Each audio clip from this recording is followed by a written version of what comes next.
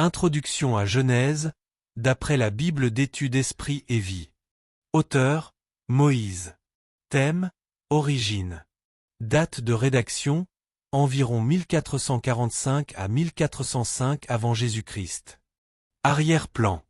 La Genèse occupe, à juste titre, la place de premier livre de l'Ancien Testament et sert d'introduction essentielle à la Bible tout entière. Le titre du livre en hébreu dérive du premier mot du livre, Béréchi, au commencement. Genèse, le titre que nous lui donnons en français, est la traduction du mot grec utilisé pour traduire le titre hébreu. Il signifie origine, source, création ou naissance de quelque chose. La Genèse est donc le livre des origines. L'auteur de la Genèse n'est mentionné nulle part dans le livre lui-même. Toutefois, le reste de la Bible attribue les écrits de l'ensemble du Pentateuque, les 5 premiers livres de l'Ancien Testament, et, par conséquent, de la Genèse à Moïse, voire, par exemple, 1 Roi 2 verset 3, 2 Rois 14 verset 6, Esdras 6 verset 18, Néhémie 13 verset 1, Daniel 9 verset 11 à 13, Malachie 4 verset 4, Marc 12 verset 26, Luc 16 verset 29 et verset 31. Jean 7 verset 19 à 23, Actes 26 verset 22, 1 Corinthiens 9 verset 9, 2 Corinthiens 3 verset 15. De même, les auteurs juifs anciens et les pères de l'Église primitive attribuent, à l'unanimité, la paternité littéraire de la Genèse à Moïse. Étant donné que le récit entier de la Genèse est antérieur à la vie de Moïse, le rôle de ce dernier, en ce qui concerne la rédaction de la Genèse, a consisté en grande partie à rassembler, sous l'inspiration du Saint-Esprit, toutes les traditions écrites et orales disponibles depuis Adam jusqu'à la mort de Joseph que l'on retrouve maintenant dans le livre de la Genèse. L'itération de la phrase « Voici la postérité de » Hébreu et les Toldoth, qui pourrait d'ailleurs être traduite par « Voici les histoires selon » voir chapitre 2 verset 4, 5 verset 1, 6 verset 9, 10 verset 1, 11 verset 10 et verset 27, 25 verset 12 et verset 19, 36 verset 1 et verset 9, 37 verset 2, donne peut-être une indication sur les récits historiques dont Moïse s'est servi pour rédiger la Genèse. La Genèse retrace de façon exacte la fondation du monde, les débuts de l'histoire de l'homme et l'origine du peuple hébreu, ainsi que l'alliance de Dieu avec ce dernier au travers d'Abraham et des autres patriarches. Dans le Nouveau Testament, le Seigneur Jésus, Matthieu 19 versets 4 à 6, 24 versets 37 à 39, Luc 11 verset 51, 17 versets 26 à 32, Jean 7 versets 21 à 23, 8 versets 56 à 58, et les apôtres, Romains chapitre 4, 1 Corinthiens 15 versets 21 à 22 et versets 45 à 47, 2 Corinthiens 11 verset 3, Galates 3 verset 8.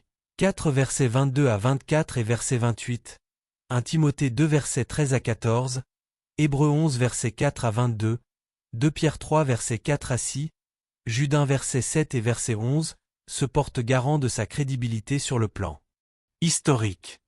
Son historicité ne cesse d'être confirmée par les découvertes archéologiques modernes. Dieu et l'éducation que Moïse a reçue ont remarquablement bien préparé ce dernier à rédiger ce premier livre unique de la Bible, Actes 7 verset 22. But. La Genèse nous donne un fondement essentiel pour le reste du Pentateuque et pour toute la révélation biblique qui vient ensuite. Elle présente le seul récit fidèle concernant l'origine de l'univers, de l'humanité, du mariage, du péché, des villes, des langues, des nations, d'Israël et de l'histoire de la rédemption. Ce livre a été rédigé selon l'intention de Dieu qui était de donner au peuple de son alliance des renseignements, à la fois dans l'Ancien et le Nouveau Testament, sur lui-même, sur la création, sur la race humaine, sur la chute, sur la mort, le jugement, l'alliance et la promesse de rédemption par l'intermédiaire de la descendance d'Abraham. Vue d'ensemble. La Genèse se divise en 2 parties principales. A. Les chapitres 1 à 11 nous donnent une vue d'ensemble de l'origine de l'humanité, d'Adam à Abraham, et se concentrent sur 5 événements historiques importants.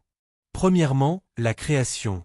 Dieu a créé toutes choses, y compris Adam et Ève qu'il avait placés dans le jardin d'Éden, chapitres 1 à 2. Deuxièmement, la chute, À cause de leur transgression, Adam et Ève ont permis à la malédiction du péché et de la mort d'entrer dans l'histoire de l'humanité, chapitre 3. Troisièmement, Caïn et Abel. Cette tragédie est à l'origine des deux courants fondamentaux de l'histoire. Une civilisation humaniste et un reste rédempteur, chapitres 4 à 5. Quatrièmement, le déluge. À l'époque de Noé, le monde avait atteint un tel degré de déchéance que Dieu l'a anéanti en envoyant un déluge. Seul Noé, qui était juste, et sa famille y ont échappé, chapitres 6 à 10. Cinquièmement, la tour de Babel. Lorsque le monde post-diluvien a cherché à s'unifier au travers de l'idolâtrie et de la rébellion, Dieu l'a dispersé en confondant les langues et les cultures, et en disséminant les hommes sur toute la surface de la terre, chapitre 11. B. Les chapitres 12 à 50 retracent l'origine du peuple hébreu et se concentrent sur le dessein rédempteur de Dieu à travers la vie des 4 grands patriarches d'Israël, Abraham, Isaac, Jacob et Joseph. L'appel divin d'Abraham, chapitre 12, et l'alliance que Dieu a contractée avec lui et ses descendants constituent l'origine essentielle de l'accomplissement du plan de Dieu en ce qui concerne la venue du Rédempteur et l'œuvre de rédemption de l'homme dans l'histoire. La Genèse se termine avec la mort de Joseph. Nous avons également l'annonce de l'esclavage imminent du peuple d'Israël en Égypte. Caractéristiques particulières. Cet élément principal caractérise le livre de la Genèse. Premièrement, c'est le livre de la Bible qui a été écrit en premier, à l'exception, peut-être, du livre de Job. Il retrace les débuts de l'histoire de l'humanité, du péché, du peuple hébreu et de la rédemption. Deuxièmement, l'histoire décrite dans la Genèse s'étend sur un laps de temps plus important que tout le reste de la Bible. Elle commence avec le premier couple humain, puis s'élargit avec l'histoire du monde antédiluvien, pour ensuite se concentrer sur l'histoire du peuple hébreu, fil rédempteur que l'on retrouve à travers le reste de l'Ancien Testament. Troisièmement, la Genèse révèle que l'univers physique et la vie sur Terre sont manifestement l'œuvre de Dieu et non le résultat d'un processus naturel indépendant. À 50 reprises, dans les chapitres 1 et 2, Dieu est le sujet de verbes qui décrivent son œuvre et le présentent en tant que créateur. Quatrièmement, la Genèse est le livre des premiers. Elle parle du premier mariage, de la première famille, de la première naissance, du premier péché, du premier meurtre, du premier polygame, des premiers instruments de musique, de la première promesse de rédemption, et d'autres choses encore. Cinquièmement, l'alliance de Dieu avec Abraham, qui occupe une place prépondérante dans la Bible, débute par l'appel que celui-ci a reçu, chapitre 12 versets 1 à 3, avant de prendre toute sa forme au chapitre 15 et d'être ratifié au chapitre 17.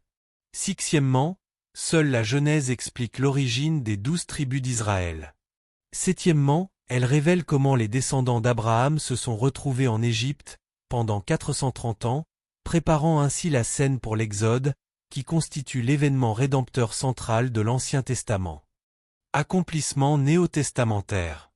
La Genèse révèle l'histoire prophétique de la rédemption et du Rédempteur. Ce dernier serait issu de la postérité de la femme, chapitre 3 verset 15, et appartiendrait à la lignée de Seth, chapitre 4 versets 25 à 26, et à celle de Sem, chapitre 9 versets 26 à 27, puis à la descendance d'Abraham, chapitre 12 verset 3. Le Nouveau Testament associe Genèse 12 verset 3 à l'accomplissement de la promesse divine de rédemption en Jésus-Christ, Galates 3 verset 16 et verset 29.